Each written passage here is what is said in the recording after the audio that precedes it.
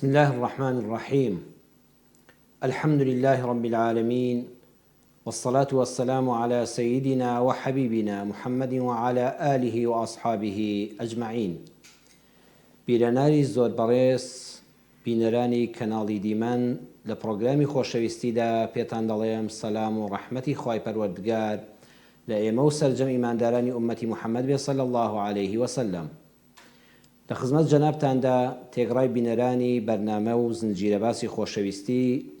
باسی نێوان هاوسەرانمان کرد. باسی ئەومان کرد ئاینی پڕبەرەکەتی ئیسلام دینی واقعە. پێمان دەڵێ لە نێوان ژن و مێردا بە درێژای ئەو هەموو ڕۆژ و مانگ و ساڵەی کەوا ژن و مێر نزیکترین کەسن لە هەموو پەیوەندیەک بەیەکەوە و هەر یەکەیان لە ژینگەیەکی جیاواز لە ماڵێکی جیاوازەوە هاتوون ئەبێت تەوەقوع بکرێ و چاوەڕێی بکرێ و بە شتێکی نامۆ و سیر نەزاندرێ کە لە ڕۆژگاری ژیانی ژن و مێردایەتیدا بەریەککەوتن لە یەک حاڵی نەبوون بەگژە چوونەوەیەکی کاتی یەکتر ڕوو بدە. ئەمە شتێکی ئاساییە. لە ئیسلامدا دان بەوە دانراوە لە خانە و لانەی هاوسەریدا لە یەک حاڵی نەبوون و کێشە و گرفت لە نێوان ژن و مێردا ڕوودەدا. چارەسەرەکانیش خوای پەروەردگار لە قورئانی پڕبەرەکەت و بەخششدا بۆی داناوین. کاتێکەوە ژن گلەیی لە مێردەکەی هەیە لە هاوسەری خۆی هەیە، پێش ئەوەی کەوا پەنجەی تۆمەت بۆ هاوسەرەکەی درێژ بکە پێویستە دوو خاڵ ڕەچاو بکە. یەکەمیان ئایا ئەم کێشەیە کە ڕووی داوە هەر کاتی بوو تێپەڕی و هەڵە و شتێکی چەند دەقەیی بوو، ڕۆژێک بوو، مێردەکە دواتر گەڕایەوە سەر حاڵ و باری جارانی، یان درێژەی کێشە. بۆیە ئافرەتی بەڕێز کاتێک کە مێردەکەی بەرامبەری هەڵە دەکا شتێک دەڵێ کە دڵی ئەو ئازار دەدا، بەڵام دوای سعاتێک دێتەوە بە ڕوویەکی خۆشەوە، جار هەیە داوای لێبوردن ناکە، بەڵام بە سەلامێک بە کەلامێک بە دیاری بەخشینێک لەفزێک یانە بە مانای داوای لێبوردن بەرامبەر بە هاوسەرەکەی دەردەبڕێ. ئەبێ ژنی ژیر و عاقڵ و دینداریش ئیتر ئەم لاپەڕەیە کۆتایی پێبێنێ، ئەم کاکۆنە هەموو ڕۆژێ بەبا نەکاتەوە. ئەگەر شتەکە درێژەی کێشە نزیکی یەک مانگە ئەم کێشەیە لە نێوانی ئەم ژن و مێردەدا هەیە، ئەمجا پێی دەوترێ حاڵەتێک کە پێی دەوترێ بۆ ئافرەت هەم نوشوزە هەم بۆ پیاویش نوشوز بەکار هاتووە، کەواتە وشەی ناشێس هەم پیاو دەگرێتەوە هەم ژن دەگرێتەوە. دومیان هاوسەری بەڕێز کاتێکە خاتوونێک گلەیی لە مێردەکەی هەیە، پێش ئەوەی مێردەکەی تۆمەتبارکە بەوەی کەوا هاوسەرەکەی لەگەڵی خراپە، ئەبێت تەماشای خۆیکە ئایا ئەم خراپەیە پەیوەندی بەخۆیەوە نییە، خەتای خۆی نییە. نمونەیەکی واقعی عەرزی جەنابتان کەم. کەسێک کە نەخۆشە، کاتێک کە نەخۆشە زۆر بەمان ئەو حاڵەتەمان لە ژیانە بینیوە، خواردن و خواردنەوە کە دەخۆی لە دەم تا تاڵە، کەسەکە نەخۆشەکە هاوار دەکا هیچم بۆ ناخورێ، تکایە وازم لێبێنن، ئەم خواردنە زۆر تاڵە زۆر ناخۆشە. بەڵام لە ئەسڵدا خواردنەکە زۆر تەندروستە، لە ڕووی تەندروستیەوە زۆر تەندروستە، زۆر پاک و پوخت و بەتام و بەچێژە، زۆر شیرینە. کەواتە دەکرێت گلەیی لە خواردنەکە بکەین، بڵین ئەم خواردنە دەبێت چاککەین، ئەم خواردنە خراپە ناخۆشە تامی تاڵە. نەخێر، ئەوەی گلەیی لێ دەکرێت دەمی نەخۆشەکەیە، تۆ دەمی خۆت نەخۆشە نەک خواردنەکە خراپ بێ. زۆر جاریش بەڕێزان خاتونانی بەڕێز جاری وایە تۆ گلەیی لە مێردەکەت دەکەی، بەڵام مێردەکەت وەکو خواردنە باشەکە هیچ عیبی نییە. کوردی خۆمان دەڵێ ئینسانێکە بە زەهرەوە دەخورێ، ئەوەندە ئینسانێکی بەڕێز و چاکە. ئەوە تۆی خاتوونی بەڕێز و هاوسەری پیاوەکەتی کە دیارە خەلەلێک لە خۆتەوە هەیە، تۆ نەتوانیوە هاوسەرێکی گونجاو و باشبی بۆ ئەم مێردە و ئەویش دە بەرامبەرە هاوسەرێکی باش نیشان بدا بۆ تۆ. بۆیە دەبێت خەلەلەکە لە تۆوەیە، وەکو دەمەتاڵەکەی خۆت چارەسەرکەی، هەوڵی نەخۆشیەکەی خۆت بدەی چارەسەریکەی، نەک عیب لە خواردنەکە بدۆزیتەوە و بتەوێت خواردنەکە چاکە، چونکە خواردنەکە عیبی نییە. چارەسەری ئافرەتێک کەوا هاوسەرەکەی لەگەڵی خراپە، ئایا پتۆرێ ماڵ بەجێبێڵێ، ئایا کە سوکاری ئاگادار بکە و هەر کەسەش لە ئاستی خۆیەوە قسەیەک فڕێداتە ژیانی هاوسەریانەوە و ژیانەکە گرەیەکی بچووکە بیکەن بە شێرپەنجەیەکی گەورە، ئایا ژنەکەش کە لە ڕەقی بنوێنێ؟ بە بێگومان ئەم سێ حاڵەتە هەر سێکیان لە ژنی ژیر و دیندار ناوەشێتەوە. ئەوە ڕێگایەکی نەعەقڵانیە نەشەرعیە، شەریعەتی ئیسلام پەسەندی ناکە. ئەی ئافرەتێکی بەڕێز کاتێکەوە بۆ ماوەیەکی درێژ نزیکی مانگ زیاترە ئەم پیاوە لەگەڵ یا وەکو پێویست نییە، نشوزی هەیە، لاساری هەیە، لودبەرزی هەیە، مافی پێنادا، ئادەکرێ ئەم ژنە هەتا مردن هەر بێدەنگ بێ بە بێگومان نەخێر. ئاەتی 128 سوورەتی ئەنیسا وەردەگرین و دەچینە خزمەتی. خوای پەروەردگار سبحانه وتعالى دەفەرمێ وإن امرأة خافت من بعلها نشوزا أو إعراضا. جا سەیری وردی قورئان کەن بەڕێزان. دەفەرمێ وئین ئەگەر لە زمانی عەرەبیدا ئێمە دوو شەمان هەیە، ئیذا بۆ تەحقیقە یعنی بە دڵنیاییەوە ڕوودەدا، بەڵام ئین لە زمانی عەرەبیدا ئەگەرە یعنی دەبێت دەگمەن ڕوو بدا، کەواتە نابێ پیاو یان بەگشتی پیاو سیفەتی ئەوەی هەبێ کە بەردەوام لودبەرز و لاسار بێ. بە پێچەوانەوە پیاو دەبێت زۆر بارقۆڵتر و بە تەحەمولتر و ئارامتر و سالارتر بێ لە خێزانەکەی، بۆی کەوا کۆڵەکەی ئەم ماڵە نەڕوخێ بەسەر هەمویاندا، هەمویان سەرگەردان نەبن. وئین خوا دەفەرمێ ئەگەر یعنی دەبێت ئەمە حاڵەتێکی کەم بێ، هەر کۆمەڵگایەکتان بینی بە یەککەوتن و ئاژاو و شەڕ و کێشەی نێوان خێزان تێیدا زۆر بوو، ئەوە هەڵوێستی دەبێت لەسەر بکرێ. ئەوە زانایانی دەروونناس، کۆمەڵناس، زانایانی پسپۆڕی بواری خێزانی و شەرعی کێشەکان تاوتوێ بکەن و عیلاجی سەریعیان بۆ بدۆزنەوە، ئەو کۆمەڵگایە بەرەو هەڵدێر دەڕوە. وئین ئەگەر دنیا بۆ ڕوویدا ئیمڕەئەتون ئافرەتێک ترسا من بعلیها لە مێردەکەی نشوزن دووشت، خوای گەورە جیای کردوونەوە نشوزن ئەو ئیعراضن بە حرفی ئەو جیای کردوونەوەتە دووشتی جیاوازن. نشوزن مێردەکەی هەر لەگەڵیەتی لە ماڵەوە ئێوارە وەکو جاران دێتەوە لەگەڵیشیا دەخەوێ، بەڵام لودبەرزە، لودبەرزی دەکا، لاساری دەکا، دەنگە دەنگ دەکا، بۆڵە بۆڵ دەکا، خراپە هەڵس و کەوتی لەگەڵیا، یعنی وەکو جاران ئەو پیاوەی جاران نەماوە لەگەڵیدا. نشوزن ئەوە معناکەیەتی. ئەو ئیعراضن یان خراپتریش ڕوویدا.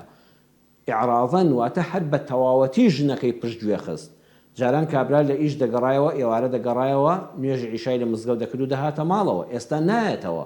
یان 12 شەو دێتەوە، شەوی وهەیە هەر نایەتەوە، قبوڵیشی نییە هاوسەرەکەی پێ بڵێ پیاوەکە تۆ دوێنە شەو نەهاتەوە، نە تەلەفۆنێک نەجوابی تەلەفۆنێک موبایلێکت نەدایەوە، ئەی تۆ لەکوێ بووی؟ ئەمە ئیعراضە. پیاوەکەی دێتەوە ماڵەوە، ئیعراض ئەوەیە، دێتەوە دەچێت لە ژوورێکی تر دەرگا لەسەر خۆی دادەخاو لەگەڵ هاوسەرەکەی ناخەوێ، ئەڵوا لە نان و سفرەیەکی باش ڕازاوەتەوە، هیچ عیبێک لە خواردنەکە عاشق نەبە، پیاوەکە دەم خواردنە ناخۆم بەهانەیەکی پێدەگرێ، ئەڕوا لە دەرەوە لە فەیەک دەخوا، خۆی لە مەطعمێکا تێر دەکا، ئەڕوا بۆ ماڵی خوشکێکی، بۆ ماڵی باوکی، بۆ ماڵی کەسێکی نزیکی، بۆ ماڵی هاوڕێیەکی. ئەمە ئیعراضە، واتە ئەم ژنە وردە وردە تەحەمولی نامێنێ، ئیتر ترساوە. بەڕاستی من پیاوی ئەوە لە حکاتێکە کە ژنەکە پیاوەکەی دەوێ هیچ لاری لێی نییە، بەڵام هەرچی سیر دەکا ئەم پیاوەکەی جاران نییە، یان لە ماڵەوە لەگەڵیەتی نشوزن بەڵام زۆر بۆی خراپ بووە، ئەو ئیعراضن یان بە تەواوەتی پشتی تێکردووە، ئێستا نایەتەوە ماڵەوە، ڕووی تێناکە، نانی دەستی ناخوا، گفتوگۆی لەگەڵ ناکە، هەدیە و دیاری بۆ ناکڕێ، سەردان و سەفەری جارانی نەما، هەواڵپرسی و تەلەفۆنکردنی دەرەوەی بۆی نەما، ئیتر سیر دەکا بەڕاستی ژیانیان بەرەو خەتەر دەڕوە. خافەت ئەم ژنە ترسی لێنیشتووە، ئاوا بڕوە تەحەموڵ ناکەم لەگەڵ ئەو پیاوەدا. ئالێرەدا چی بکە؟ خوا دەفەرمێ فەلا جوناح عەلەیهما ئەن یوصلحا، بەڕاستی گوناهیان ناگا ئەم ژن و پیاوە با خەڵک تێنەگەێنن، با بێن خۆیان دانیشن بە یەکەوە سوڵح بکەن. بەڕێزان سوڵح کەی دەکرێت؟ سوڵح دەبێت لە جێوێکی هێمنە کە ئەو ڕۆژە زۆر شەڕ و ئاژاو لە ماڵەوە نەبوو بێ، پیاوەکە برسی و تین و گەرما و سەرمای نەبێت، لە جێوێکی هێمنە ژنەکە لەگەڵ یادانیشێ بڵێ پیاوەکە وەرە با گفتوگۆ بکەین، بەڕاستی من ئەمان ڕۆژێک نەبوو، دوو ڕۆژ نەبوو، لە هەفتە تێپەڕی وا بەرەو مانگ دەڕوا، نشوزن ئەو ئیعراضن، تۆ زۆر لەگەڵ ماخراپی، تۆ پیاوە بەڕێز و چاکەکەی جاران نەمای، بەڵام دەبێت خوشکی بەڕێز هەوڵ بدا سوکایەتی بە مێردەکەی نەکا، مێردەکەی نەکا بە ئاگرجارشکە لە خۆی، لە سوڵحا ئەبێ قسەت شیرین بێ، زمانت ڕەوان بێ، دڵت فراوان بێ، تۆ بە نێتی ئاشتەوایی دەست درێژ دەکەی، ئەبێ خۆت بەرزکەیتەوە، بەرامبەریش هەندێک بێتە خوارەوە، سوارە و پیادە دەست بخەنە ناو دەستیەکەوە. سوڵحەن خوا دیاری نەکردووە بە هەر شێوازێک ئەم ژن و پیاوە دەیانەوێت تێک بگەن و سوڵح بکەن، خوا پێی خۆشە. خوا دەفەرمێ وەسوڵح خەیڕ، بەڕاستی سوڵح و ئاشتەوایی زۆر خێرێکی باشە والصلح خير خێرە سڵح و ئاشتەوایی لە بینی ژن و مێردی ناکۆکە خەیڕون ئەوە چاکە ئەوە چاکترە يعني بەڕاستی زانان دەفەرمون مهما بلغ خلاف الزوجية فالاجتماع والبقاء في كنف ذلك البيت أولى من التفرق والنزاع والشتات هەرچەندە کێشەی نێوان پیا و ژنەکەی ژن و مێردەکە بگاتە لوتکە هێشتا باڕەگەی تەڵاق نەبگرنە بەر هێشتا مانەوە و بەیەکەوە ژیان لە ناو چوارچێوە و خێزان و ماڵ و خانوەکەی خۆیاندا زۆر ئەولە زۆر باشترە لە جیابوونەوە و لە ئەو هەموو بابەتە ناڕەحەتانی کە بە دوای تەلاق و جیابوونەوەی ژن و مێردێکا دێ بەتایبەت ئەگەر مناڵیان هەبێ دووەمیان زانایان فەرموویانە التنازل في بعض المواقف هو القرار الصح والموقف الشجاع بەڕاستی ئینسان لە زۆر مووقیفی ژیاندا لەگەڵ خێزان و هاوسەر و منداڵەکانی خۆتدا لەگەڵ برادەرەکانتدا لەگەڵ هاوپیشەکانتدا کاکە لەگەڵ خەڵکی سەر شەقام و دائیرە و کۆڵان و دراوسێکانتدا هەندێک جار هەندێک تەنەزول بکە وەڵڵا حەق بە تۆیە بەڵام ئەگەر تەنەزول نەکەی داوای تەواوی مافی خۆت بکەیت لەوە ئەچێت لە ئەنجامی سووربووندا مافەکەشت هەمووی فەوتێ بەڵام تەنەزولکردن هاتنە خوارەوە لە هەندێک حەقی خۆت بەڕاستی ئەوە مووقیفە بەڕاستی ئەوە قەراری دروستە ئەوە مووقیفی ئازایەتیە ئەوە ترسنۆکی نییە جا بە تایبەتی ئەگەرەوە هاوسەری خۆت بێ خوا دەفەرمێ والصلح خەیڕ سڵح و ئاشتەوایی بخەنە نێوان خۆتانەوە ئەی ژن و مێردە ناکۆکەکان ئەمە باشە بە هەموو دنیا بڵێ نابێ ژن و مێرەگە یەکجار قسەیان لە یەک زۆر جار لە کوردەواری ئەوم بیستووە ئەڵێ ژن و مێر یەکجار قسەیان لە یەک گیرا حتا زوو جیابنەوە باشترە خوا وای نەفەرمووە خوا دەفەرمێ والصلح خەیڕ بەردەوام هەوڵ بدەن ئاشتەوایی بەرپا بکەن لە کاتی ناکۆکیدا نوشوزن ئەوی عرازن گرەیەکە لە ناو خێزانە بەڕێزان گەورە بووە خوا دەفەرمێت دەرگا دانەخراوە بەڵام ئاگاتان لە دووشت بێ یەکەمیان لە کاتێکە ژن و مێر دەیانەوێت ئاشتەوایی لە نێوانیاندا ڕوو بدا و سوڵح بکەن وأحضرت الأنفس الشح ئەم خوای کە ئێمەی دروست کردووە دەروونمان دەناسێ دەفەرمێ هەموو نەفسەکان هەموو دەروونەکان ڕژدیەکیان تێدایە خۆویستیەکیان تێدایە تموحی منیان تێدایە لە کاتێکە ژن و پیا و ئەگەر بیانەوێت سوڵح لە بینی یەکا بکەن دەبێ ئاگایان لێبێ ئەمە لابن من نابێ هەبێ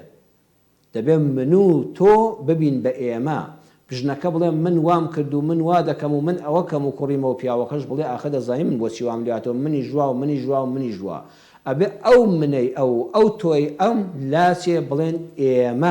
ئێمە لەم خێزانەدا ئێمە هەردووکمان منی تۆ من و تۆ بووین بە ئێمە تازە ئێمە هاوسەری یەکترین هاوژینی یەکترین وأحضرت الأنفس الشح ئەوەی کەوا بەس خۆم ئەبێ لای بێ لە سوڵح نابێ ئەوە هەبێ واتە مەگەڕێنەوە بۆ برینە کۆنەکان و هەر کەسە بگەڕێتەوە بۆی چ غەدرێکی لێکراوە چ مافێکی خوراوە با ئەم لاپەڕانە لابین دووەمیان دەفەرمێ با ئەمە لە نێوانتاندا هەبێ وإن تحسنوا وتتقوا فإن الله كان بما تعملون خبيرا ئەگەر چاکە کار بن لەگەڵ یەکترە تەقوای خوا بکەن بە دڵنیاییەوە خوای پەروەردگار زانا و شارەزایە بە کاروکردەوەکانتان جا بەڕێزان سەیریکەن خوا دەفەرمێ من و تۆ لە کاتی ئاشتەوایی نێوان ژن و مێردان نابێ بمێنێ بەڵام چی هەبێ ئیحسان هەبێ واتە بە عەدل لەگەڵ یەکامە جوڵێنەوە عەدل ئەوەیە تۆ تەواوی مافی خۆت وەرگری تەواوی ئەرکی خۆشت جێبەجێکەی ئەم ژن و مێردە وەکو جاران نەماون ژیانیان وەکو یەک نییە بۆیە پێویستیان بەم سوڵحەیە لە کاتی ئەو سوڵحەدا پێویستیان بە ئیحسانە واتە نەک بە عەدل بە ئیحسان وئین تحسینوا واتە بە فەزڵ پیاوەکە بڵێ ئافرەت مادام ڕاست دەکەی بەخوا منیش وەکو جاران باش نەماوم دەی وعد بێ منیش لە کۆمەڵێک ئەو حەقانی کە بەهی خۆمی دەزانن تەنەزول دەکەم ژنەکەش بڵێ بەسەر چاو پیاوەکە منیش ڕاستە خۆم بە مەغدور زانیوە بەڵام وعد بێ منیش لە کۆمەڵێک خاڵی خۆم دێمە خوارەوە وەرە با هەندێک شت بنووسین بڕیار بدەین لە نێوانماندا واتە پیاوەکەم هەندێک مافی خۆی دێتە خوارەوە ژنەکەش هەندێک مافی خۆی دێتە خوارەوە ئەمجا دەڵێ لەبەر خاتی خوای پەروەردگار لاپەڕەیەکی نوێ هەڵدەدەینەوە خوش دەفەرمێ منیش ئاگادارم بەکردەوەکانتان ئەو پیاوە بەڕێزەی لەبەر خاتری خوا بۆ ئەوەی خێزان تێک نەچێ بێوەفانە بێ بەرامبەر بە هاوسەری بەرامبەر بە ماڵە خەزورانی منداڵەکانی سەرگەردان نەبن خزمەتی نەشێوێ کۆمەلگە ئاژاوی تیا پەیدا نەبێت دەڵە خوای پەروەردگار وعد بێت لە هەندێ مافی خۆم دێمە خوارەوە ئەو ژنە خۆشەویست و ئازیزە و بەڕێزەش کە دەزانێت بەڕاستی مێردەکەی هەندێک ستەمی لێ کردووە بەڵام چاکەشی زۆرە دەڵە خوای پەروەردگار قەینا با خێزانەکەمان هەڵنەوەشێ وعد بێ هەندێک تەنەزول بە خۆم دەکەم هەندێ ئازاری دڵ و دەروونم قبول دەکەم ومێدم بە ڕەحمەتی تۆیە پاداشتم بدەیتەوە داوای تەلاق و جیابوونەوە ناکەم بەم کەم و کوڕیانەی هاوسەرم ڕازیم و لەگەڵ یاژیاندا بەسەر دەبم خوا بەڵێنت پێدەدا ئاگای لە نێتی دڵی و دەرونی تۆیە ئاگای لە کردەوەکەتە ڕەنج بە خەسار ناوی ئیشەڵڵا ئیسلاحی ناوماڵەکەت دەبێ و بە بەهەشتی بەرین پاداشت دەداتەوە چەند جوانە ئەم ئاەتە قورئانیە لەناو هەموو ژن و مێردێکە بکرێ بە دەستی کردداری لە کاتێکە کە پیاوەکە بەرەو لاساری دەڕوە ژنی بەڕێز دانیشێ و لەگەڵیا سڵح بکەن بەڕێزان بەشی یەکەمی بەرنمەکەمان تەواو بوو ئێستا دەچینە ناوبڕێک دوای ناوبڕەکە ئینشەڵڵا دێنەوە خزمەتتان بەرنمەکەمان ڕاستەو خۆیە یەکسەر دەتوانن بە ئیزنی خوای گەورە دوای هەندێک پرسیاریشمان بۆ بنێرن پرسیارەکانتان نافۆتێ دەست دەکەین بە وەرگرتنی تەلەفۆن و پەیوەندیەکانی جەنابتان بسم الله الرحمن الرحیم دووبارە سڵاوی خوای پەروەردگارتان لێبێ بینەرانی بەڕێز هاتینەوە خزمەتتان بۆ درێژەدان بە پرۆگرامی خۆشەویستی پێویستی خوای پەروەردگار بەرنمەکەمان ڕاستەوخۆیە بەو ژمارانی کە لەسەر شاشەکە جەنابتان دەیبینن دەتوانن پەیوەندیمان پێوە بکەن و گفتوگۆ بکەین لەسەر تەوەرەی بەرنامە یان پرسیارێکی بەڕێستان ئەگەر لە زانستی مندابێ بە ئیزنی خوای گەورە وەڵامی بدەینەوە بەڕێزان پێش وەرگرتنی تەلەفۆنەکانی پرسیارێکی زۆرمان بۆ دێ خۆشەویستان دەبێت گلەیی ئەوە نەکەن نمە کاتەکەی بەرنمەکەمان ئەوەندەیە دڵنیا بن هەموو پرسیارەکان ئەوەی بەدەستی من بگا بەندە دەی پارێزێ و ناو بەناو ئیشاڵڵا وەڵام دەدەینەوە تا پەیوەندی دێ بە سەریعی دەست پێ بکەین بەڕێزێک نووسیوێتی سڵاوی خوا لێبێ مامۆستا من شۆفێری تاکسیم لە هێڵی هەولێر بەغدا کار دەکەم عادەتە ڕۆژانە بەرید وەردەگرین بەریدی وەرگرتنی پاکەتی جگەرەیە و بەرید پارەکەی حرامەیان حەڵاڵە سوپاس بەڕێزان پرسیارەکە دوو بەشە بەشی یەکەمیان باسی بەرید بکەین خودی بەرید حەڵاڵی و حرامی ئەم بابەتانە پەیوەندی هەیە بە یاسایەکی گشتی لە ناو خەتەکاندا کە دادەندرێ واتە بە ئاشکرا شتێک دانراوە پێی دەوترێ بەرید کە کار ئاسانی بۆ خەڵک دەکا کەسێک لە هەولێرەوە شتێک دەنێرە بۆ بەغا لە بەغا بۆ سلێمانی ئەگە خۆی بڕوە پارەیەک یەکجار زۆری دەڕوە ئەگەر بە شۆفێرێکی ئەمیندا کە بە ئەمانەتەوە و زەمانی هەیە بابەتەکە دۆکو خۆی بۆ دەگەیەنێتە شوێنێکی کە ئەم شتە نایاسایی نەبێ ناشەرعی نەبێ حرام نەبێ لە ڕووی قانونەوە خلافی لەسەر نەبێ و شۆفێرەکەش و خاوەنیشی تووشی کێشەنەکە ئالم حاڵەتەدا ئەم بابەتە هیچ مادام شۆفێرەکە بە ئاشکرا دەیبە و لە ڕێی خەتەوە وەری دەگرێەوە زەمانی دەکە هیچ کێشەیەکی تێدا نیە بەڵام بەنسبەت ئەوەوە پارەی بەریدی جگەرە بە شۆفێرانی بەڕێز دەڵێم کاتێک کە پارەیە کەسێک پێت دەڵێ ئەم پارەیەم بۆ بگەێنە بۆ شوێنێک بڕەکەی لای خۆت دەنووسی و شاهید هەیە کە ئەوەندە دووەرگرتووە لە ڕێ ئەو کەسی کەوا شۆفێرەکان بەڕێ دەکە و نەفەرەکانیان بۆ کۆ دەکاتەوە بەڵام تکاتان لێ دەکەم هیچ کات پێویست ناکات تۆ خۆت عەزێت دەی بڵێ بەڕێزم ئەرێ ئەم پارەیە چییە ئەمە پارەی عەرەقە ئەمە پارەی جگەرەیە ئەمە پارەی قوماشە ئیلا مەگە خۆی قسە بکە کە خۆی قسەی کردوتی ئەمە پارەی عرەقە عرەق ئەو مادە خراپەکانن بڵێ داوای لێبوردن دەکەم ئەم خەتە جگە لە منیشی تێدایە جەنابەت پەکن ناکەوێت بەڵام من ئەو پارەیە گومانی لەسەر بێت کار لێ دەکەم ناتوانم بە زمانێکی شیرین خۆتی لێ پارێزە و خۆشت تووشی شەڕ و ئاژاوە مەکە بەڵام مەپرسە ئەم پارە هیچیە بۆچێ ئیلا مەگەر خۆی وتی ئەمە پارەی ئەوەیە بۆم بگەێنە پەیوەندێکمان لەگەڵەوە دواتری زیاتر خاتوچرا خوشکە چرا لە هەورامانی خۆشەویستەوە فەرمێ ئەلۆم کاتەوە باش ئەم کاتت باشتر دەڵێگیان خۆش بیاخوا وەڵام من پێشتر پارەم ڕاکێشا لە بانقێکی ئیسلامی ڕام کێشاوە ئایا حەڵاڵە یا حرامە ینی تۆ محتاجەکەت چی بوو ینی ئەوەندە ضرور بووی ناچاریەکە ضرور بوو ئینجا لای سێ کەس پارەیان نامێ بۆ خانووکردین بۆ خانوو بوو خانوم دروستە کرد پارەم زۆر پێویست بوو بەڵێ بەسەر چاودا دەگەنی ئینشاءڵڵا خاتوچرا قسە لەسەر و بابەتە دەکەم بە ئیزنی خوای گەورە بەسەر چاو پێویست بە لە بەرنامەکەەوە زۆر سپاس بۆ جەناویشت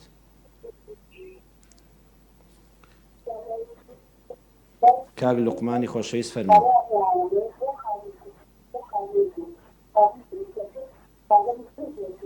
کاک لوقمان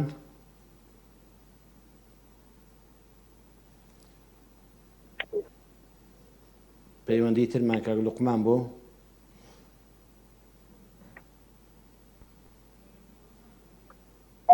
سلام علیکم السلام عليكم يا مصطفى. عليكم السلام ورحمة الله وبركاته. كاك لقماني خۆشەویست و بەڕێز. الو. من گوێبیستی دەنگی جەنابتم بەڵە فەرموو. السلام عليكم يا مصطفى. عليكم السلام ورحمة الله. سڵاوی خوا لە هەموو لایەکمان بێ. السلام عليكم يا مصطفى. سڵاوی خوا لێبێ کاک لقمانی ئازیزم فەرموو. ما مصطفى سوشي لو برنامج دكم. السلام عليكم. عليكم السلام. خوا پاداشتی جەنابیشت داتەوە ئینشاءالله. الو. السلام عليكم. السلام عليكم. کاک لقمانەکە تەلەڤیزیۆنەکەت کەسکەی لە ڕێی مۆبایلەکە دكم بس رقم تلفونك يكون به هيك كمل ده سوشي برنامج دكم. بە چاو من جواب دەدەمەوە کە چۆن تەلەفۆنم نییە بەسەر چاوان گوێبیست بە بەسەر چاو. خات و خەدیجە فەرموو.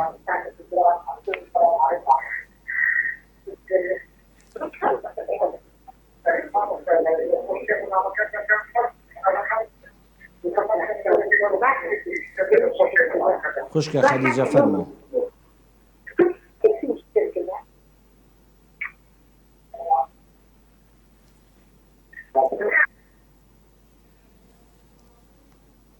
خوشکە خەدیجە گوێبیستی جەنگی ئەمەی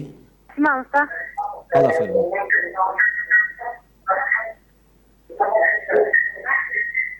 بەڕێزان ئەو کەسانی کە تەلەفۆن دەکەن هەر شێوازی بەرنەوە تەلەفۆنەکەتان تۆزە کەسکەن سوپاس دەکەم دادەگەن تەلەفۆنەکەتان لە موبایلەکە و گوێ بگرن باشتر ئیسفادە لێک دەکەین. بەڵێ گوێبیستت جەنگتم خات و خەدیجە فەرموو. الو بەڵێ فەرموو.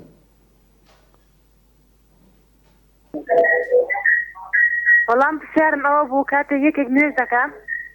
بەڵێ بالیفێک دادەنێت دروستە بە پێشی کەوی یان نا بەرماڵی ڕاخستووە لە ماڵەوە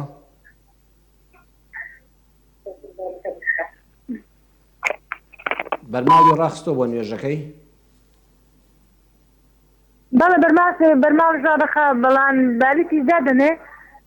بەسەر چاو بەسەر چاو بەسەر چاو خات و خەدیجە وەڵام دەدەمەوە ئینشاءالله.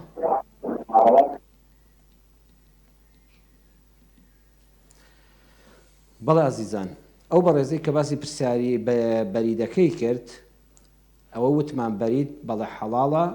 بە شەرتێک ئەو یاسایی کەوا گەراجەکان دایان ناوە و بە ئاشکرا و ڕوون و ئاشکرای وەردەگیرێ و بە زەمانەوە دەگەندرێتە شوێنی خۆی کار ئاسانێ بۆ هاوڵاتیە و داهاتێکیشە بۆ شۆفێرانی بەڕێز بە نسبەت ئەو پارەوە کە تۆ دەیگەێنی عەرزم کردن هیچ کات مەپرسە ئەمە پارەی چییە بۆچی بیگەێنم گرنگەوەی ئەم پارەیە حەڵاڵە ئەسڵی خۆی حەڵاڵە ئیتر چۆنە ئەمە ئیشی تۆ نییە ئەگە کەسەکە خۆی دەنگی کرد وتی جگەرەیە جگەرە خلافێکی زۆری لەسەرە کە زانای پایەبەرزی گەورەی کورد پرۆفیسۆر ڕەحمەتی دکتۆر مستەفا زەڵمی کتێبێکی گەورەی لەبارەوە نووسیوە کە جگەرە خواردن حرامە کەواتە گەشتێک حرام بێ بەریدەکەشی حرامە لەسەر ڕێی ئەو زانایانە بەڵام تەنها بە ئەو خۆشەویستە دەڵێم خوای گەورە لە قورئانی پیرۆزە لە سوورەتی الأعراف ئاەتی 157 دەفەرمێ ويحل لهم الطيبات ويحرم عليهم الخبائث. پێغەمبەر صلی الله عليه وسلم لە ڕێی وحی خوای پەروەردگارەوە ئەوەی طیباتە طیبات یعنی چی سوودی هەیە بۆ تەندروستیت بە چێژ و تامە لە خواردندا بۆنی خۆشە وێنەی جوانە ئەمە هەمویان حەڵاڵن ئەوەی ويحرم عليهم الخبائث هەر شتێک زەرەر لە تەندروستیت بدا لە داهاتوودا شەرنی ئەم دەقەیە هەر شتێک بۆنی ناخۆش و قێزەون بێ هەر شتێک کەوا دیمەنەکەی ناشی ئێستا دیمەنی دووکەڵ خوات شێ پێی جوانە دووکەڵ هەر شتێکی ناشرینە پێت قبوڵە پێت بڵێن دوو کەڵاوی بۆن دووکەڵ لێدێت جاری وا تۆ لە مەجلیسێکە جگەرە خۆرێکی تێدا و بێ لە ناو سیارەکە دەچێەوە ماڵێ هەر لە خۆ مناڵەکان بێزارن جلەکان بۆنی دووکەڵیان گرتووە کەواتە هەر تۆی شۆفێری بەڕێز من لە جەنابەت بپرسم ئەرێ جگەرە پاکەیان پیسە بەخۆ مامۆستا جگەرە پیسە لە جگەرە خۆرێ بپرسە ئەڵێ جگەرە پیسە کەواتە ئەگەر چۆ قاڵبی خەبائیثەوە بەپێی ئاەتی قورئان حرامە زانایان زۆر بەیان فەرمویانە حرامە ئەگەر زانە مەلایەک شت بینیوە جگەرەی خوادۆکە بەداخەوە ئەو کاتە پێت دەڵێم الحلال بەین والحرام بەین وبینهما ئومور متشابهات پێغەمبەر صلی الله عليه وسلم فەرموویەتی حەڵاڵەکان ڕوون و ئاشکرا و دیارن تۆ کابرا شەربەتێکی حەڵاڵ و پاک و پوختە تۆ باریکەی بەریدەکەی بگەێنی ئەوە دیارە حەڵاڵە حرامەکانیش دیارن ئەوە عارەقە و دیارە لە بینەکەیدا شتێکی وەکو جگەرە هەیە یەک مەلایەک بڵێ حەڵاڵە و سەدیکە بڵێ حرامە تۆ خۆت لەو گوماناوێ پارێزە برای بەڕێزم بە هیچ شێوەیەک بەریدی جگەرەش مەگوازەوە بەخوای گەورە بتان پارێزە پارەکەتان ئینشاءالله حەڵاڵە خاوەن تەکسیەکان حرامی تێمەکەن بەڵام بە شێوازێکی شیرین و ئەدەبی جوان بڵێت کە داوای لێبوردن لێ دەکەم بەو خوایە من خۆم ئاشنای جگەرە نیم و پارەکەشی ناگوازمەوە بەڵام شۆفێری تر هەیە من ئەو کارم پێ ناکرێ ئەتوانی لە کۆڵ خۆتی کەیتەوە بەڵام بە شێوازێک کە دڵی بەرامبەریش عاجز نەبێ پەیوەندێکی ترمان لەگەڵایە فەرموو کاک محمود فەرموو. السلام عليكم مامۆستا. عليكم السلام ورحمة الله کاک محمودی خۆشەویست و بەڕێز. مامۆستا دەستخۆشی لێ دەکەم لەو بەرنامەیە. مامۆستا من سوالەکەم دەنووسێت خێزانم نەخۆشی سەرەتانی گرتبوو ئەو لایەی تەواو ئەو ئەو بنهەنگ و مەمکۆوانەی لێ کرایتەوە وەشیدا دێتەوە لۆ سوزدە و هەرستەوە ئەو ئەن عملیاتەی کورس بوویتەوە مەسەن وێ هاتەوە پێی ناکرێ هەتەوە بەدانیشتنەوە نوێژەکانی دەکات درستە یان نا؟ بەسەرچاو کاک محمود خوای گەورە ڕەحم پێ بکە خواشفێ بەخێر بۆ خێزانی بەڕێز بنە جزای خێری تۆش داتەوە کە لەگەڵ یا باش و بەڕێز و خەمخۆری ئینشاڵڵا قسەی لەسەر دەکەم بەسەر چاوان کاک محمود بەسەر چاو کاک محمود بەدەستبەت مەسەلەن ئێستا ئەو سەرەتاری بوو ئەو لامەمکەی کرایتەوە هەمووی ئەو پیسەی قەربی هەمووی کورس بوویتەوە کە دادێتەوە لۆ سوزدە و هەرستەوە ئەو دەستەی ئێش پێ دەگا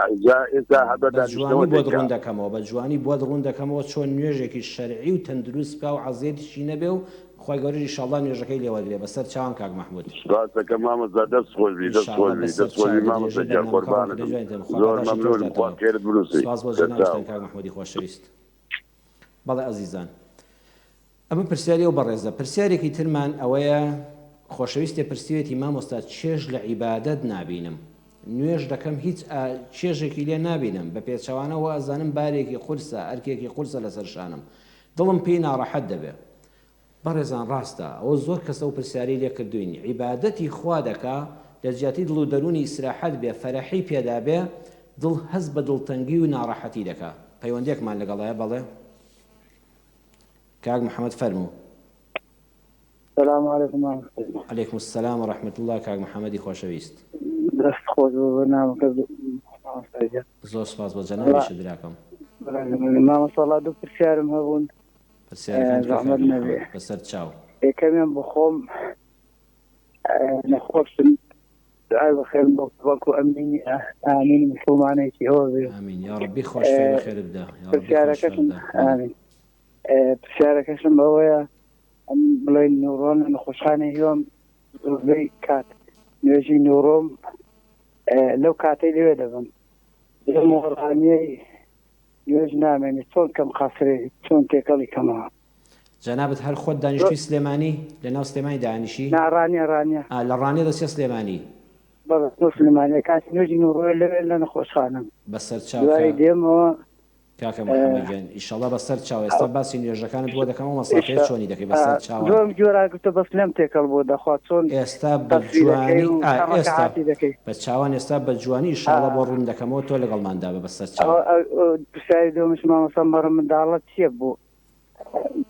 مەڕە منداڵەت چی و کەنجێ دەکرێت کاتیشی بکرێت دەبێ یان نابێ ئەوشم پێ بڵێ مەمنونم. بەسەر چاو کاکە محەممەدیان دەستخۆشی بەرنامەکە توێش داتەوە خوش فێ بەخێر بۆ بنێری ڕێ بەڵێ بەڵە بەڕێزان ئەو بەڕێزە دەفەرمێن چێژ لە عیبادەتەکانم بەداخەوە نابینم یعنی عیبادەتی خوا دەکەم نوێژ دەکەم ئەڵە زۆرجار شەو نوێژ دەکەم بەڵام نەک چێژ نابینم هەز بە ناڕەحەتی دەکەم. بەڕێزان لێرەدا خەلەلێکی گەورە هەیە عیبادەت ئەبێت چێژی لێ ببینی بۆ چارەسەری ئەو بابەتە ئینسان دەبێت بە خۆی دابچێتەوە تەماشایەکی خۆی بکە. پێغەمبەری ئێمە صلی الله علیه وسلم کاتێک کە ناڕەحەتی هەبوو دەیفەرموو ئەی بیلال هەستە بانگێک بڵێ با نوێژ بکەین ئەریحنا بیها یا بیلال بیلالی خۆشەویست هەستە بانگ بڵێ با نوێژ بکەین بۆ ئەوەی ئاسوودە کەواتە عیبادەتی خوا ئەبێ دڵ و دەروونت ئاسوودەکە نەک بە پێچەوانەوە خوا نەخواستە کە عیبادەت کرد دڵت تەنگ بێ ئەوە خەتەرێکی گەورەیە. پەیوەندێکمان لەگەڵایە بەڵێ سلام علیکم لە کۆیە. عليكم السلام ورحمة الله وبركاته كاك محمد لكوي خوشويستوا. باشی مامۆستا گیان. سپاس بۆ جەنابەت کاکە محەممەد گیان الحەمدولillah ئێمە باشین سپاس بەخوای گەورە. زۆر سپاس دەکەم ئەرە مامۆستا گیان پرسیارێک مەبوو فەرمو کاکە محەممەد. سپاس دەکەم بەڵام مامۆستا گیان نەزرم لە خۆم گرت بۆ گوتم ئەگەر شتەکە ببیتن دەکرێتنەوە نەزرا چی لە خۆلگرپ و نەزرەکە چیت هێنا بەدەما هات بوو لە نێت هەبوو؟ مامۆستا گیان حیوانێکم لە خۆم گرت بوو. بەڵێ بەێ جا ئێستا دەتەوێت چی بکەین؟ پرسیارەکە چی حیوانەکە بگۆڕی؟ والله هەر دەمێ حیوانەکەت بوو بیکەم باشە بەسەر چاو حیوانی نەزر بیکە یان نەیکی بەسەر چاو ڕوونکردنەوە دەدەمێ بەسەر چاو بە چاوان کاکە محەممەد گیان. مامۆستا گیان پرسیارێککە پرسیارەکەی کەشت بکە. سپاس دەکەم ئەجی کوڕی زەکات درەنجوو حیوانە تژە حیوانەکەن ئەو ڕاستە؟ هی عەقیقەی مناڵ مەڕە منداڵە بەێ کە لە دایک دێ بەسەر چاو لە سەوەش قسەت بۆ دەکەم. باشە دەستەکان خۆشی بەسەر چاو کاکە محەممەد گیان. دەستخۆش.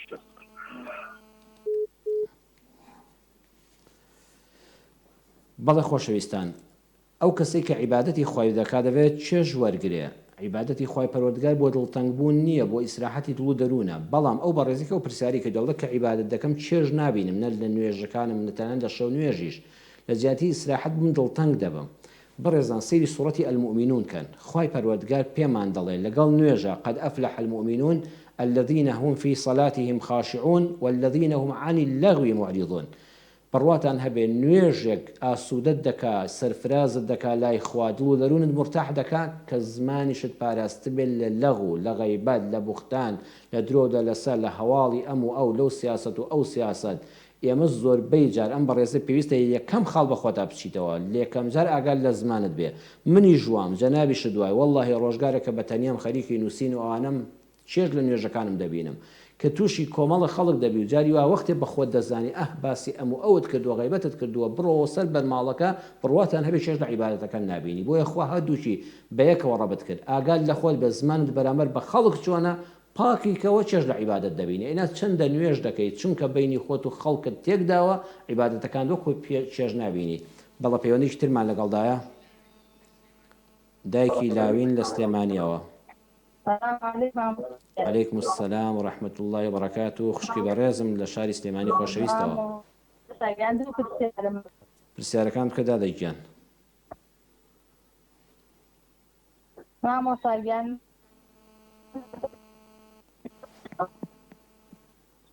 بەڵێ خوشکی من.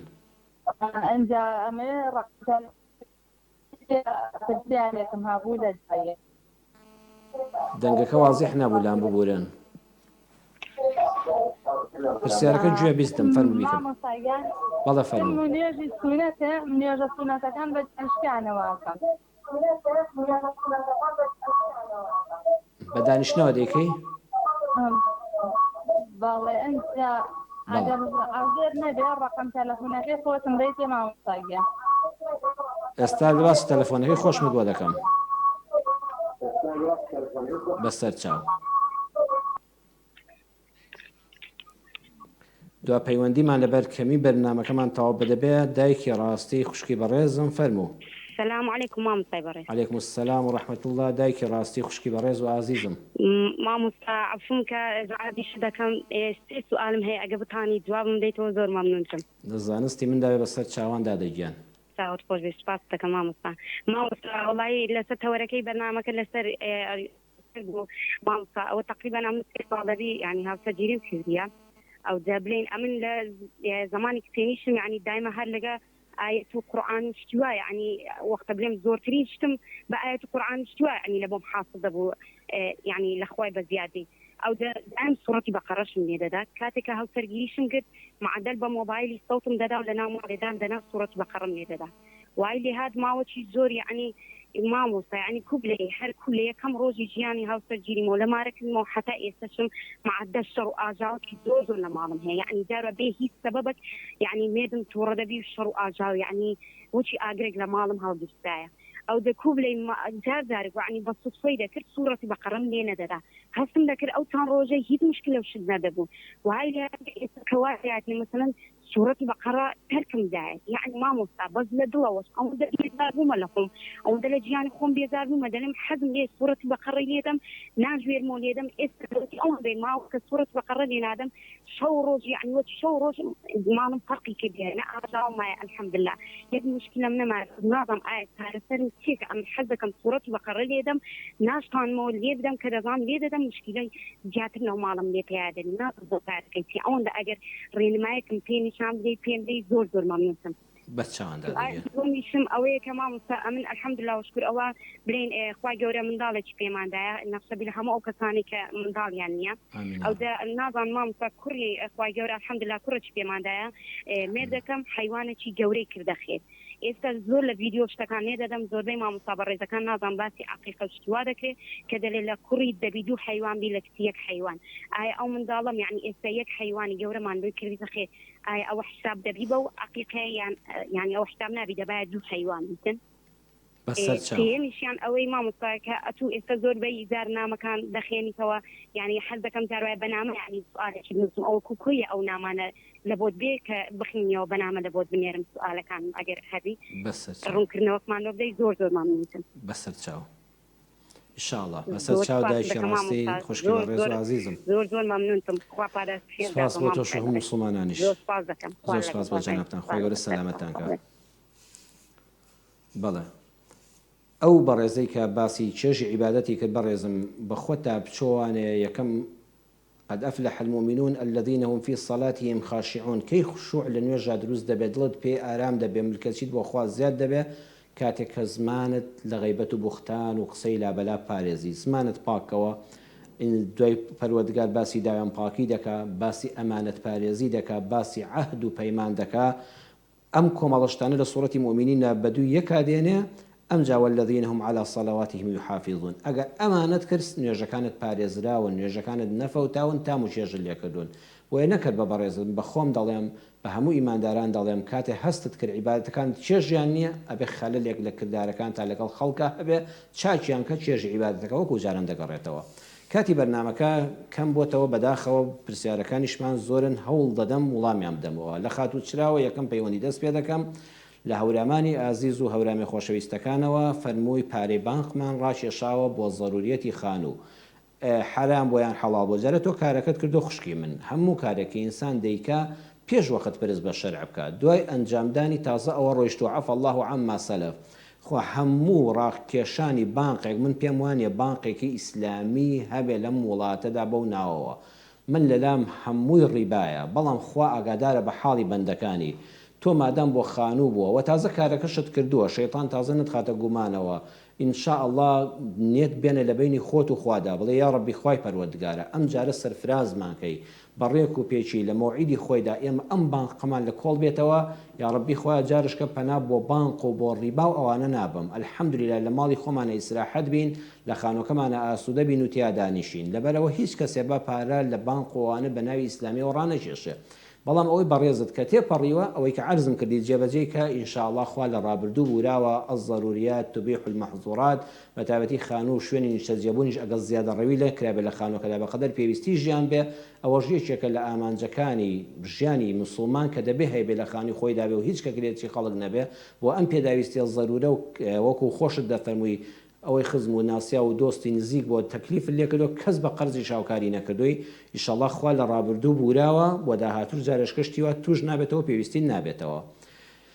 کاکە لوقمان فەرمووی لەگەڵ خوشکی بەڕێزمدا خات و ڕاستیش دایکی ڕاستی فەرمووی ڕقم واللهی خۆشەویستم من تقریبا 5 ساڵیش دەبێ ئەوە زیزانش کە لێم نزیکن ئێستا کە لە هەولێرم و لە کەناڵی دیمەنم بڕوا بکە موبایلم لانیە نە لە جیفانەکانمدا نە لە ماڵەوە شەمە گوێچکەم تۆزە ئیتیهاباتی هەیە زۆرجار لە مزگەوتیشە بە ڕێزان شاهیدن جار هەبوو لەسەر مێزی وتا لە پەخشی ڕاستەو خۆدا سەرسوڕانم توش دەبێت ئەو دکتۆرە بە ڕێزانشکەوە ئامۆژگاریان کردوم و بە قسەیان دەبێ بکەم باسی ویان کردو مۆبایل بەکار نێنم لەبەرەوە لە هیچ مۆبایلێک بەکار نایەنم نە گەورەی نەبچوشی نەچاکی نەخراپی داوای لێبوردنتان لێ دەکەم هەر ئەم بەرنامەژ ئینشاءالله کافی بێت کە پەیوەندی لەگەڵ ئازیزان و خۆشەویستاندا بکەین ئەگەر هەم بووە دڵنیات دەکەم بە سەر و سەر چاوان بەس هەموو کەسانی کە لێم نزیکن و ڕۆژانە تەعامولیان لەگەڵ دەکەم کە لە کەناڵی تریشەوە باسم کردووە کە چاوپێکەوتن لەگەڵ کراوە تەنانەت بڕوا بکەن لە ماڵیشەوە مۆبایلم نییە خی گەورە ڕەحم بە منیش و بە ئێوەش بکە ئینشاءڵڵا لە کەناڵیشەوە ئەوە شەوانی جومان لە خزمەتانین بەرنامەکەمان پێشکەش دەکەین و تەلەفۆنەکانتان وەردەگرم. خات و خەدیجە فەرمووی ڕۆیشتن بە پێش نوێژدا ڕۆیشتن بە پێش نوێژدا یەکێکە لە گوناهەکان و قەدەغەکراوە ئەوە سنووری کەسێکە بەڵام خاتونی بەڕێز کەسێک کە بەرماڵی ڕاخست کە بەرماڵەکەت ڕاخست یان بالیفێک شتێکی لە بەردەمی خۆیاندانا سەرینێکی دانا پشتێکی دانا ئەو کەسێ بە پێش نوێژەکە دەڕواتە لە دووی ئەو بەرماڵەکەەوە دەڕوە ئەگە ئەمە بەرماڵەکە بێ شوێنی نوێشکردنەکە بێ ئەو لەودی و بەرماڵەکەەوە دەڕوە لەودی و پشتی و سەرینەکەەوە دەڕوە ئەمە هیچ شکالێکی تێدا نیە ینی تۆ ژوورەکە 5 متر درێژە ئەم لێرە لەم سەرەوە نوێژ دەکات 4 متر 3 متری تر بۆ شایی ماوە بڵێ نابێ هیچ کەس بەوێدا بڕوان نا واتە بە سنووری بەرماڵەکەیان نابێ بڕۆی ئەو کەسش کە کەسێ هاتە بەر دەمی بۆ نوێژەکەی بڕوە دەستی ئاوا درێژکە دەستی بەسنگەوە نێو بڵێ بگەڕێواتە ئێژ ئاماژەی پێ بکات کە بە بەردەم مامەیە من ناڵێک شتێکیش ڕۆیشت ئەوە هیچی ئاساییە و کێشەیەکی نییە بەڵام بۆی گەورەکان ئاگادارکاتەوە سوترەیە کە بێ باشد معنی لە مزگەوتەکانە تەختەیەک شتێکدا دەندریان لە ماڵەوە بالیفێکدا دەندریان کە بەرماڵت ڕاخست گرنگ ئەوەیە لەسەر بەرماڵەکەەوە مەڕۆ ئەینا بەودی بەرماڵەکە هیچ شکالێکی لەسەر نیەوە سنووری نوێژێنەکە نییە سنووری ئەو تا شوێنێکە کە سوزدەی بۆ دەبا ئەتر نوێژەکە بەرماڵەکە معناوە نیە هەتا ئەو سەری دنیا ناوێ بە بەردەمی نوێژ شوێنە بڕۆی لەو مەسافەیە خۆت پارێزە لەودی سوترەکەەوە ئیشکالێکی لەسەر نییە. کاکە مەحموود فەرمووی خێزانی نەخۆش یا ڕەبی خواشفای بدا کاتێکەوە مەمکی عملیات کراوە دیارە ئەو دەمارانە لە کاتی بڕینەوەدا کشاون ئازاری دەبێ کاکە مەحموودیان بە خێزانی بەڕێزت بڵێ کاتێک کە نوێژی کرد یعنی کە دادەوێتەوە بۆ ڕکوع دیادێ عملیاتەکەشی مەیلە سەرەتایە هەتا تەواو خۆشیێکی دەبێتەوەیان لە سوزدایە ئازاری پێدەگەن نابێ نوێژ ئازارت بدا نوێژ ڕەحمەتی خوای پەروەردگارە ئەو خوشکە بەڕێزم ئاوا لەسەر کورسیەک یان پشت بە دیوارێکەوەدا بە ئیسراحەت چوار مەشقی دانیشە چۆنی پێخۆش بوو بە دانیشتنەوە دانیشە بۆ ڕکوع یەک تۆز ملی لارکاتەوە یەک تۆز ئاوا الله ئەکبەر بۆ سوزدە یەک تۆزی تر واتە پێویست ناکە سنگی ئاوا لار بکاتەوە و ئەم ماسوودکانە ئازاریان پێ بگا کە بەهۆی بڕینەوە یعنی کشاون و دەمارەکان گرژ بوون پێستەکە کرژ بۆ ئازاری پێدەگا نابێت لە نوێژە ئازار بەخۆت بگەێنی خوا پێویستی بەوە نییە گرنگ ئەوەیە تۆ ئەمری خوا جێبەجێکەی بەرە ئەو قیبلە ڕوو بکەیتە ئەو قیبلەیە خوای پەروەردگار عالمە ئەجری تەواوی نوێژی ساغێکت بۆ دەنووسێ بە خێزانی بەڕێزت بڵێت چوار مەشقییان لەسەر کورسی چۆنی پێخۆشە دانیشێ پشت بە دیوارێکەوەدا عرزم کردم بۆ ڕکوع یەک تۆز ملنەویکە بۆ سوزدە یەک تۆز زیاتر سەرنەویکاتەوە سەر بەرزکاتەوە ئەوە ڕکوع و سوزدەکەیەتی پێویست ناکە خۆی عەزێتدا چۆنی ئیسراحەت بۆ ئاوا نوێژەکەی بکە. کاکە محەممەد فەرمووی دوعام بۆ کەن نەخۆشم یا ڕەبی خوای گەورە شیفای بەخێرت بدا فەرمووی لە ڕانیەوە دەچمە سلێمانی بۆ قەسر و جەمع کاکە محەممەد لە ڕانیە بۆ سلێمانی هەر هیچ ئیشکالی لەسەر نییە مەسافەی قەسر و جەمع کە چوویتە سلێمانی نوێژی نیوەڕۆیە بۆ ئەوەی کە لەو سەرتا دەگەڕێیتەوانە نوێژی عەسر لە ڕێگا ناکرێ ئەوانە هەروە خێریشی زیاترە کاکە محەممەد هەرکە لە سلێمانی بووی بۆ نونە نیوەڕۆ دەگەیتە سلێمانی دوورکە نوێژی نیوەڕۆ بکە بڵێ نێتمە دوورکە نوێژی نیوەڕۆ دەکەم لەسەرم فەرزە بخوای گەورە الله ئەکبەر یعنی ئەمە لە دڵ تابێت لە الله ئەکبەری نوێژی نیوەڕۆدا سەلامت دایەوە هیچ قسەی دنیای مەکە دوور کاتی نیوەڕۆ دوایی بڵێن نێتمە دوورکە نوێژی عەسریش دەکەم بە کۆکردنەوە و کورتکردنەوە پێشخستن بە قەسر و جەمع و تەقدیم بە عەرەبی بە کوردی خۆمان دوورکە نوێژی عەسر دەکەم بە کۆکردنەوە و کورتکردنەوە و پێشخستن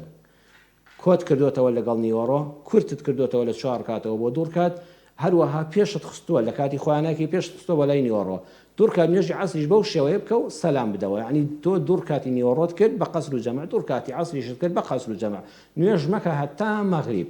مەغریب کە سێر کاتی شت کرد هەر لە سلێمانی مایتەوە ئەتر سێر کاتت کرد سەلام بدەوە مەغریب قەسر و جەمع ناکرێت هەر سەیەکەیە دوایی دوور کات نوێژی عەسریش بکە بەڵام ئەگە گەڕایتەوە بۆ ڕانیە نیوەڕۆ مەجالت نەبوو لەناو خەستەخانەی هیواداوی خوا شیفای تۆش و هەموو نەخۆشانیش بدا نیوەڕۆت بۆ نەدەکرا بەڵام لە عەسرا دەگەیشتەوە ماڵەوە بۆ ڕانیە یان لە ڕێگا لەکانی وەتمان و ئەوانە پاسەکە لای دەدا سارەکە لای دەدا لە شوێنێکە دەتوانی نوێژەکەت بکەیت نوێژی نیوەڕۆت دواخە لە دێتی دڵتا هەبێ بڵێ خوای نوێژی نیوەڕۆم دواخست ئەگەر لەو مەسافەیە بمری تۆ قەرزاری ئەو نوێژەنی لە کاتی نوێژی عەسرا کە نوێژی عەسر بانگیدا تۆ نوێژی نیوەڕۆشم نەکردووە بڵێ نێتمە دوورکە نوێژی نیوەڕۆ دەکەم یەکەم جار بە قەسر و جەمع تەخیر بە کۆکردنەوە کورتکردنەوە دواخستن دوورکە نوێژی نیوەڕۆت کرد دوورکە نوێژی عەسریش بکە بە قەسر و جەمع ئیتر ئەوە نوێژەکانت تەواو بوو هەتا ئێوارە کامیانت بۆ ئاسان بوو بۆ شێوەی بیکە نیوەڕۆ بەریە لای عەسر یان عەسر بێنێ لای نیوەڕۆ زۆر ئاسانە خوا ئاگای لە نێتی دڵ ناو دڵتە ئەوەندەش درێژی مەکەوە نێتمە دوورکە نوێژی نیوەڕۆ دەکەم بە قەسر و جەمع نێتمە دوورکە نوێژی عەسر دەکەم بە قەسر و جەمع نیوەڕۆ لە لای عەسر دەکەی عەسر لای نیوەڕۆ دەکەی هیچ ئیشکالت لەسەری نییە خوای گەورە شیفای بەخێرت بۆ بنێرێ فەرمووی مەڕە مناڵە عەقیقە ئەوە چۆنە باسی دەکرێت بەڵێ مناڵ کاتێک کە لەدایک بوو لە ڕۆژی حەوتەمە سونەتە وەکو شکرانە بژێری خوای پەروەردگار سونەتێکی یەکجار زۆر گەورەیە حیوانێک ئاژەڵێک ئەگە مەڕ بێ ئەبێ ساڵێکی تەواو کرد بێ ئەگە بزم بێ 2 ساڵی تەواو کرد بێ یان بەرخێکی سەر و 6 مانگ بێ هەر بۆ حوتم دەشێ سەری دەبڕی بۆ منداڵەکە دڵێ یا ڕەبی خوای گەورە سپاسگوزاری تۆ دەردەبڕم و ئەمە حوتم عەقیقەم یان مەڕە منداڵی بە کوردی پێدەڵێن بۆ ئەم مناڵە دەیکەم خوا ئاگادارە بەنێتی ناودڵت بەنێتی ئەو منداڵە دواتر هەندێکی بەگدوو دەراوسی پێ بەسەر بکەوە ئەوەی تریشی نان و شێشتێکی پێ دروستکە ماڵی باوک و دایکی خۆت و خوشک و براکانت ئەوەندەی گونجا ماڵی خەزورانیشت خەسوو خەزوت و ژمبرایەکە ژن خوشکێکت کە لێتان نزیکن بە یەکەوە نانێک بخۆن مامۆستایەکی بە ڕێزی گەڕەکەکە بانگ بەسەر گوێ و قامت بەسەر گوێی چەپیا بکە گوێی ڕاست و چەپیا یان خۆت بانگی بەسەرا بڵێ دوعای خێری بەسەرا بخوێنە ئەو نان و شێشتە ئامادە بکرێ ئەو یەندە گۆشتەشی لێ ببەخشرێ ئەوە عەقیقەیە ئەوە سونەتێکی زۆر زۆر گەورەیە جا ئەوە بەڕێزان کاکە محەممەدیش لە کۆیەوە هەمان پرسیاری کردەوە باسی مەڕە مناڵی کردەوە چۆن دەکرێت عەرزم کردن لە حوتەم ڕۆژا دەکرێت نەکرا لە 14 بیکە نەکرا لە 21 بیکە نەکرا لە مانگی داهاتووە بیکە ئێستا ئیمکانێتت نەبوو لە نێتی دڵتا هەر هەبێت دوای ساڵێکی کە بیکە دوای 2 ساڵی کە بیکە مناڵەکەت باڵغ بوو هەر بۆی بکە تەنانەت من کاتی خۆی بۆ نمونە بۆ معلوم بوو باوکم لەبەر هەژاری لەبەر فەقیری لەبەرەوەی نەیزانیەوە ئەو سونەتە هەیە بۆی نەکردوم ئێستا دروستە حوتم بۆ خۆم بکەم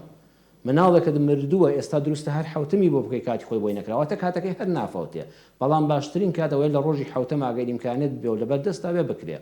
فەرمویان کاکە محەممەدیش لە کۆیەوە و کاکە محەممەدی تریشیان دەڵێن 2 مەڕ بۆ کوڕ و مەڕێک بۆ کچ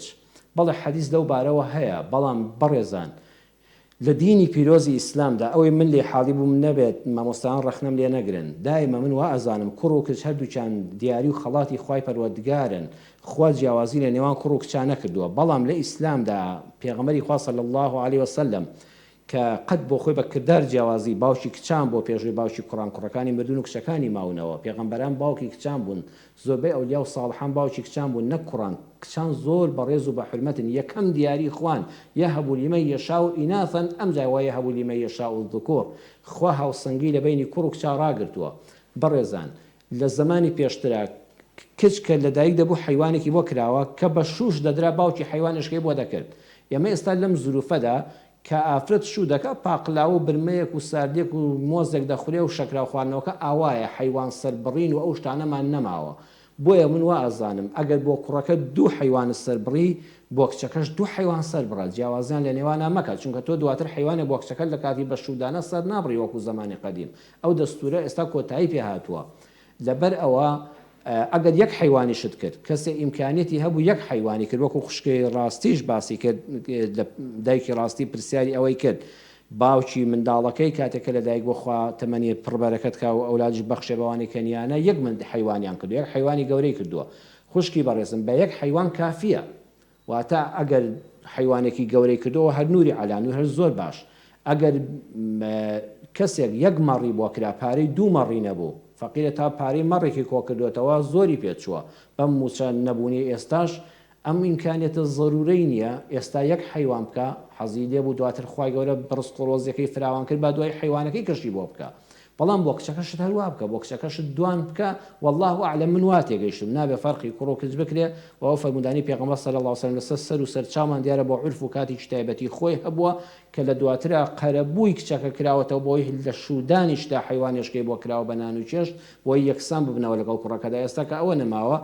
یەک حیوان کافیە سونەتەکەت جێبەجێ بووە ئەگەر ئێستا ئیمکانێتی دانەیەکت بوو ساڵشکە دانەیەکیان بکە هەردووچیان بەیەکەوە بوو 2 حیوانی بۆ بکە حەز دەکەی سیانی بۆ بکە بەڵام بە یەک دانە خوای گەورە ئەجر و پاداشتی حوتمەکەت هەر بۆ دەنووسێ و ئەو بەڕێزانی کە پرسیاریان لەسەر ئەوە کرد کاکە محەممەد لە کۆیەوە باسی پرسیاری حیوانی نەزریشی کرد وتی نەزرێکم کردووە وتمەگە خوای گەورە ئەو کارم بۆ بکە حیوانێک دەکەم ئێستا شکر کارەکە بووە بەڵێ تۆش وەفا بە نەزرەکەت بکە لی پەشیمان مەبە کاکە محەممەد لە کۆیەوە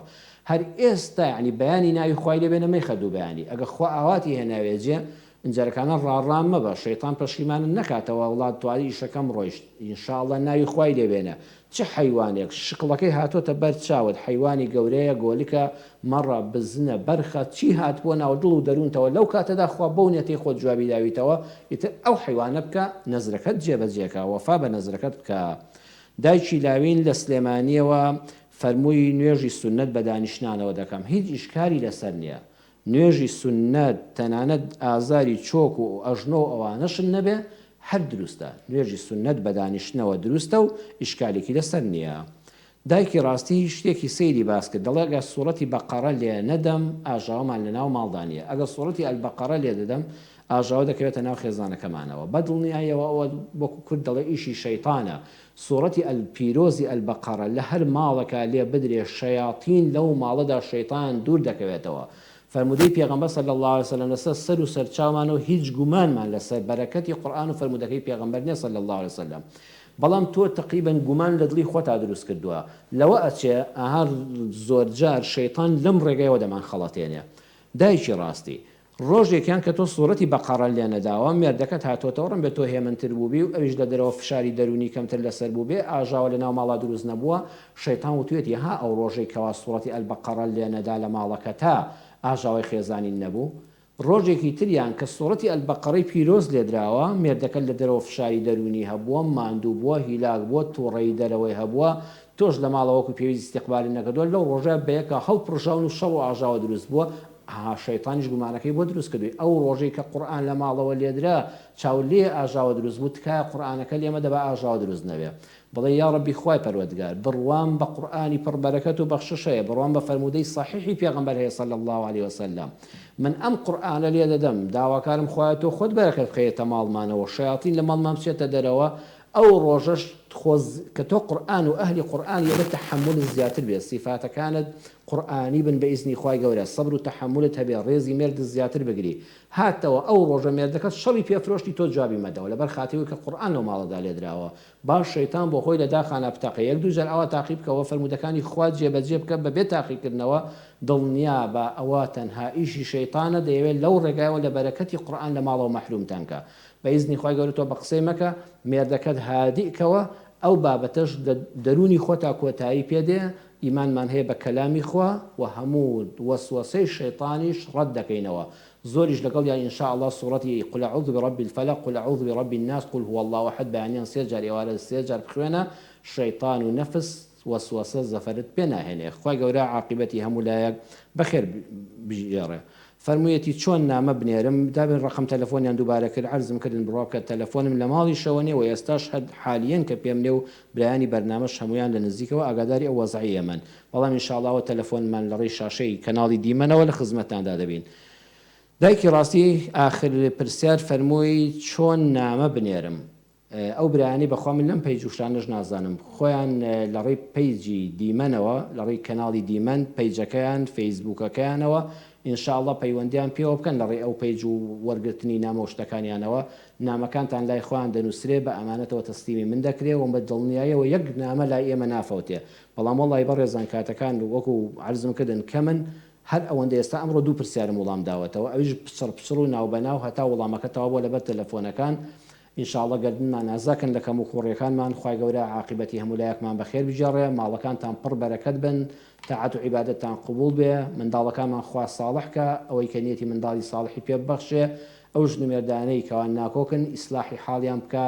ئەو ژنمێردانی ڕێک و پێکن یا ڕەبی خوا پارێزراویان کە بەرەکەتی زیاتر بکەوێتە ناو ماڵ و خێزانمانەوە بەرەکەت بکەوێتە ڕزق و ڕۆزی هەموو لایەکمانەوە